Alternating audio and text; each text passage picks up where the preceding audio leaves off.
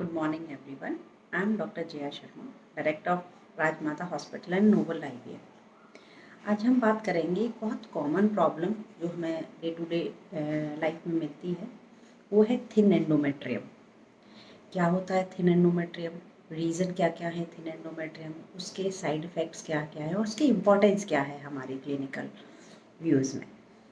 Thin endometrium का मतलब है जो झिल्ली, जो लाइनिंग हर महीने हमारी बनती है जब हमारे हार्मोन्स बढ़ते हैं, जब एग बनता है, तो वो लाइनिंग जब बनती है उसी लाइनिंग की थिकनेस के आधार पे ही हमारा पीरियड आता है।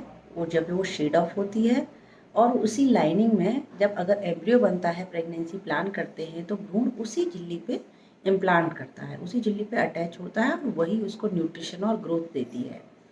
तो इसे कहते हैं हम एंडोमेट्रियम इन मेडिकल लैंग्वेज। और एंडोमेट्रियल थिकनेस कितना, एक नॉर्मल थिकनेस नॉर्मल फीमेल की 8 to 10 mm होती है at the time of ovulation, और उसके बाद जब पीरियड आने वाला होता है उससे पहले 7 to 8 mm की होती है। कोई भी थिकनेस जब 8 mm से नीचे जा रही है, फॉलिकल बना हुआ है पूरा डोमिनेंट, फॉलिकल जब डोमिनेंट बनता है तो उसकी थिकनेस नॉर्मल जितनी होनी चाहिए उतनी नहीं है, या इम्प्लांट नहीं हो रहा है, या बच्चे बार बार ख़राब हो रहे हैं, तो हम एंडोमेट्रियम की थिकनेस नापते हैं। अगर वो पतली है, अगर उसकी थिकनेस 7 mm से नीचे है, तो उसको हम थिन एंडोमेट्रियम बोलते हैं। और थिन एंडोमेट्रियम की इम्पॉर्टेंस क्या है, थिन एंडोमेट्रियम में कभी कभी इम्प्लांटेशन जो प्रेगनेंसी नहीं हो पाती है, थिन एंडोमेट्रियम में कभी कभी रिपीटेड अबॉर्शंस होते हैं, थिन एंडोमेट्रियम में पीरियड आपका कम आएगा, ये इसकी इम्पोर्टेंस है। अब इसके कारण क्या क्या हैं, इसके कारण हैं जैसे कभी हॉर्मोन्स हमारी बॉडी में उतने नहीं बन रहे जितना उस एंडोमेट्रियम की बनने के थिकनेस के लिए होना चाहिए।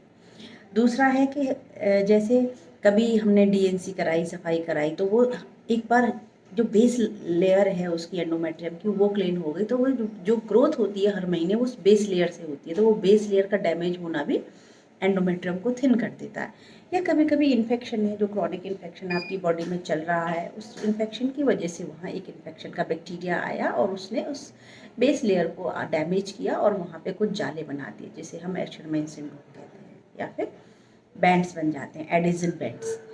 तो ये एडिजन बैंड्स हो गए, हार्मोन्स हो गए, डीएनसी हो गए, तो ये सारे कारण हैं जिससे कि एंडोमेट्रियम की थिकनेस कभी कभी प्रॉपर नहीं आ पाती है। अब इसका ट्रीटमेंट क्या है, ट्रीटमेंट में जैसे कि अभी हम अगर पेशेंट का थिन है, सबसे पहले हम उसको मेडिसिन या टैबलेट्स दे के देखते हैं जो एंडोमेट्रियल ग्रो करने में हेल्प करती है, जैसे हिस्ट्रोजन। दूसरा हम उसको एक बार हिस्ट्रोस्कोपी करते हैं जिससे दूरबीन की जांच बोलते हैं, तो उसमें एक चीज़ें क्लियर होती हैं कि कोई इन्फेक्शन है, जाला है, पॉलिप है, कैल्सिफिकेशन है, इन्फेक्शन है, एंड्रोमायोसिस है, एंडोमेट्रियोसिस है, तो बहुत सारा स्पेक्ट्रम है जो हमें दूरबीन के द्वारा, हिस्ट्रोस्कोपी जिसे बोलते हैं, उसके द्वारा हमें पता चलता है। तीसरी चीज़ है कोई इन्फेक्शन है तो इन्फेक्शन का एक कोर्स हम देते हैं। तो ये है थिन एंडोमेट्रियम के कारण, थिन एंडोमेट्रियम का मैनेजमेंट, और प्लस और पर्सपेक्टिव जो उसके होते हैं साइड इफेक्ट, उसको हम काफ़ी हद तक मैनेज कर सकते हैं अगर इन चीज़ों को हम टाइमली जांच लें और टाइमली उनका मैनेजमेंट शुरू कर दें। Thank you.